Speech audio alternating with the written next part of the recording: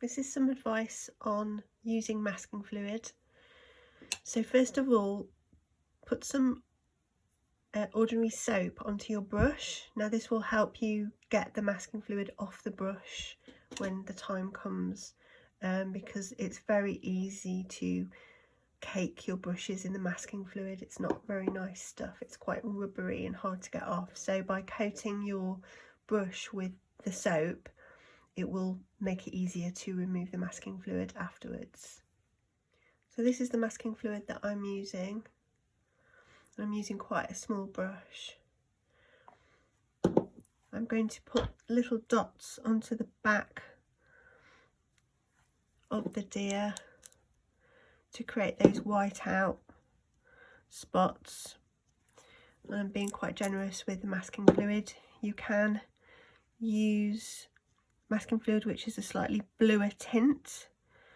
Now that's quite good actually, because you'll be able to see a lot more clearly where the masking fluid goes. So this is yellowy, so it's a little bit harder to spot. So all of the areas where you want a little white dot, you pop your masking fluid in there, and it has to be completely dry. So just be aware that if you're having to put in quite a big lump of the masking fluid on, it will actually take a little bit longer to dry in the centre of that lump.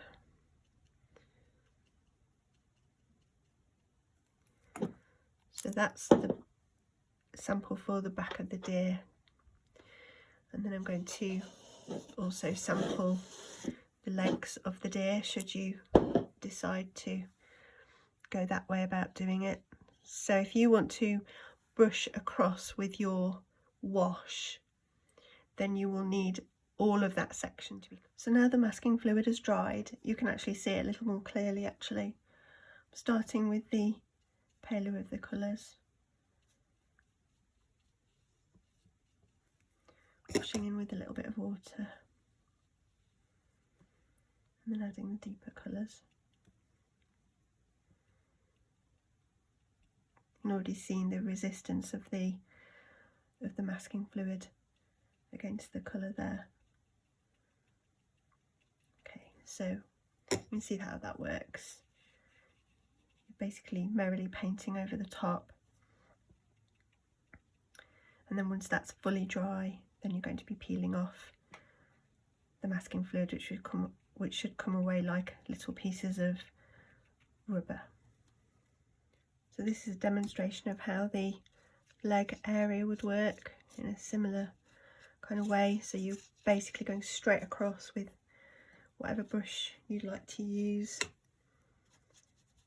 keeping it nice and wet, going right up to the edges. And again, this will all peel away afterwards. The downside to masking fluid is that when you peel this away, there's a chance that you could damage the surface of the paper. And that's one of the reasons why I'm not ever so keen on using it myself. But it just actually, probably because I'm not very careful. If you're very careful, then there shouldn't be too much of a problem. So then when it's time to take the masking fluid away, you've just got to be really, really careful around the edges, or else it will tear the paper. Okay, it's quite rubbery, so just be really steady and just roll it away. Just roll away the bits of masking fluid. It's very gently, because it does, depending on what paper you've got, it might tear. So just do that. And you could even get a little scalpel or knife and just pick away at that very carefully.